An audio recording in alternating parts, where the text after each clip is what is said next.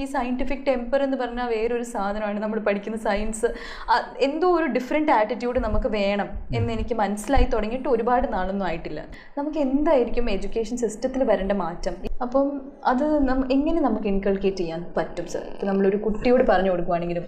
Science knowledge എന്ന് പറയുന്നതും scientific temper എന്ന് പറയുന്നതും രണ്ടും രണ്ടാണ്. അപ്പോൾ സയൻസ് പഠിച്ച് വലിയ വലിയ ജോലിയിലിരിക്കുന്നവർ, പരീക്ഷണങ്ങൾ നടത്തുന്നവർ, ഒരുപാട് ഇക്വേഷൻസ് അറിയാവുന്നവർ, ഡേറ്റ കൈവശമുള്ളവർ ഒരുപാട് പേരുണ്ട്.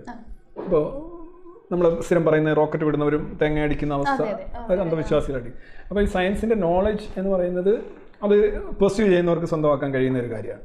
സയൻറ്റിഫിക് ടെമ്പർ എന്ന് പറയുന്നത് നോളജ് അല്ല ബേസിക്കലി, അത് ഒരു മനോഭാവമാണ്, ശാസ്ത്രീയമായ ഒരു മനോഭാവമാണ്. യുക്തി അനുസരണം, തെളിവുകളുടെ അടിസ്ഥാനത്തിൽ, വസ്തുതകളുടെ അടിസ്ഥാനത്തിൽ തീരുമാനമെടുക്കുക, തിരുത്തേണ്ടി വന്നാൽ തിരുത്തുക. അപ്പോൾ അങ്ങനെ ഒരു സയൻസിൻ്റെ മെത്തഡോളജി എന്നുള്ളതാണ്. അത് ചിലപ്പോൾ ഒരു കർഷകനുണ്ടാകാം, ഒരു ശാസ്ത്രജ്ഞനുണ്ടാകണമെന്നില്ല. അതാണ് നമ്മൾ പൊതുവിൽ പറയുന്നത്. അപ്പം അത് ആദ്യമേ വരണമെങ്കിൽ നമ്മളുടെ എഡ്യൂക്കേഷൻ തന്നെ ഫാക്റ്റ് ബേസ്ഡ് ആയിരിക്കണം. എവിഡൻസ് ബേസ്ഡും ഫാക്റ്റ് ബേസ്ഡുമായിട്ടുള്ള എഡ്യൂക്കേഷൻ ആയിരിക്കണം നമ്മളുടെ. അത് നമുക്ക് ആദ്യം തൊട്ടേ വീട്ടിൽ നിന്ന് തന്നെ കിട്ടുന്നില്ല. വീട്ടിൽ നമ്മൾ എവിഡൻസും ഫാക്റ്റും നോക്കി പോകാനല്ല പറയുന്നത്.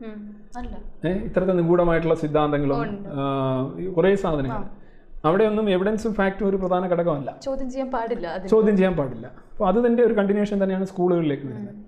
അത് തന്നെയാണ് നമ്മുടെ ടീച്ചേഴ്സ് എല്ലാം തന്നെ ഇതിൻ്റെ ഒരു പ്രൊപ്പഗേറ്റേഴ്സ്. ടീച്ചേഴ്സ് പൊതുവിൽ ഇത്തരം ഈ സ്റ്റേറ്റസ് കോ തന്നെ മെയിൻറ്റെയിൻ ചെയ്യുക എന്നുള്ളതാണ് അവരുടെ ഒരു ഉദ്ദേശം, അല്ലേ? ഡീവിയേഷനെ ശിക്ഷിക്കുക എന്നുള്ളതാണ്. അവരൊരു സെക്യൂരിറ്റി പോലെയാണ്, ഒരു ഗാർഡിനെ പോലെയാണ് വർക്ക് ചെയ്യുന്നത്. കൾച്ചറിൻ്റെ സെക്യൂരിറ്റി കസ്റ്റോഡിയൻസ് പോലെയാണ് അവർ വർക്ക് ചെയ്യുന്നത്. അപ്പോൾ നമ്മുടെ എഡ്യൂക്കേഷനിൽ ബേസിക്കലി നമ്മുടെ സമൂഹത്തിലുള്ള എല്ലാ പ്രശ്നങ്ങളും ഉണ്ട്.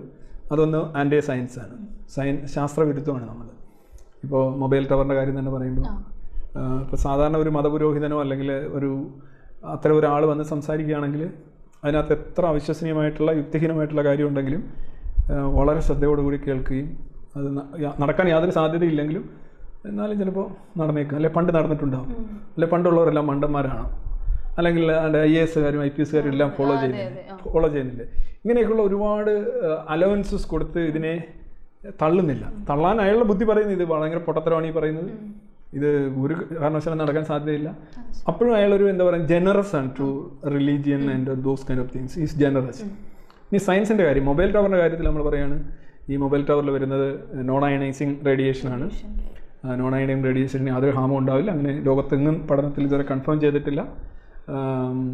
ഇനി നിങ്ങൾ റേഡിയേഷനെ കുറിച്ച് പറയുകയാണെങ്കിൽ നിങ്ങൾ സൂര്യപ്രകാശം എന്ന് പറയുന്നതാണ് ഏറ്റവും വലിയ, അതാണ്. പിന്നെ അതുപോലെ തന്നെ നിങ്ങളുടെ മൊബൈൽ ഫോൺ നിങ്ങളുടെ കയ്യിൽ ഇരിക്കുന്നത് നിങ്ങളുടെ ടവറിനേക്കാൾ എത്രയോ വലിയ പ്രശ്നമാണ്.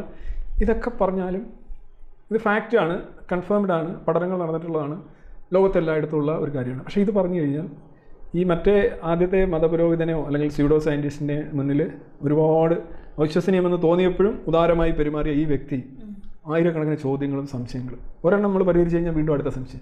ഇനി ഫലമില്ലെങ്കിൽ പാർശ്വഫലമില്ലേ, അതില്ലെങ്കിൽ ഇതില്ലേ. ആക്ച്വലി ആ ക്യൂരിയോസിറ്റി അവിടെ ഉണ്ട്. പക്ഷേ ഒരു പ്രശ്നം എന്ന് പറഞ്ഞാൽ ഈ ചോദ്യം ചോദിക്കുന്നത് ശരി തന്നെയാണ്. മൊബൈൽ ടവർ എന്തെങ്കിലും പ്രശ്നമുണ്ടോ എന്നുള്ള ചോദ്യം ചോദിക്കുന്നത് ശരിയാണ്. പക്ഷേ അത് കൺഫേംഡ് ആയിട്ടുള്ളൊരു കാര്യം വെച്ച് അതിനൊരു തടസ്സം ഉണ്ടാക്കാം മൊബൈൽ ടവറിന് എവരി വേ ചെയ്യാന്ന് പറയുമ്പോൾ നമ്മുടെ അഡ്വാൻസ്മെൻറ്റിനും സൊസൈറ്റിക്കും ഭയങ്കര തടസ്സമാണ്, അല്ലേ? പക്ഷേ ഈ ഒരു റെസിസ്റ്റൻസ് മറ്റു കാര്യങ്ങളിൽ കാണിക്കേണ്ടടുത്ത് കാണിക്കുന്നില്ല. പ്രത്യേകിച്ച് മതത്തിൻ്റെ കാര്യത്തിൽ ഒട്ടും കാണിക്കുന്നില്ല, മറ്റ് വിശ്വാസങ്ങളുടെ കാര്യത്തിൽ കാണിക്കുന്നില്ല, പോളിസികളുടെ കാര്യത്തിൽ കാണിക്കുന്നില്ല. പക്ഷേ സയൻസിൻ്റെ കാര്യം വരുമ്പോൾ ഈവൻ ഒരു എന്താണ് ഇപ്പം കിമോഫോബിയ, രാസവസ്തുക്കൾ, അതാണ്. ഇതൊക്കെ എങ്ങനെയാണ് വരുന്നത് യഥാർത്ഥത്തിൽ? ഈ മലിനജലം, ഗംഗാജലം, ശവം ഒഴുകി പോകുന്ന ഗംഗാജലം അത് കൊണ്ടുവന്ന് കുടിക്കും. വേറെ പലതും ഒഴുകി പോകുന്ന ശബരിമലയിലെ വെള്ളം അതിലിറങ്ങി കുളിക്കും. ഇതൊന്നും പ്രശ്നമില്ലാത്തൊരു വ്യക്തിക്ക് ഒരു കുപ്പിയിലെ വെള്ളം വാങ്ങിച്ചു കഴിഞ്ഞാൽ 100 പരിശോധനയാണ്. 100 പരിശോധന ശരിയാണ്, കറക്റ്റാണ്. പക്ഷേ അതിൻ്റെ 100 പോലും അവിടെ കാണിക്കുന്നില്ല. അപ്പോൾ സയൻസുമായിട്ടും ഫാക്റ്റുമായിട്ടും ബന്ധപ്പെട്ട് വരുന്ന കാര്യങ്ങളിൽ ഒരു ശത്രുതാ മനോഭാവം, ഒരു വിരുദ്ധത, ഇവിടെ ഒരു വിധേയത്വം, ഈവൻ ന്യൂട്രൽ പോലും അല്ല എന്നുള്ളതാണ്. ഇവിടെ ഒരു ശത്രുത, ഇവിടെ ഒരു വിധേയത്വം. ഈ ഒരു സാധനം നമ്മുടെ സമൂഹത്തിലുണ്ട്, അത് നമ്മുടെ വിദ്യാഭ്യാസത്തിലുണ്ട്. ഇതിനെ അടിസ്ഥാനപരമായി ചേഞ്ച് ചെയ്തെങ്കിൽ മാത്രമേ നമ്മൾ ഈ പറയുന്ന കാര്യം വിദ്യാഭ്യാസത്തിലുണ്ടാവും.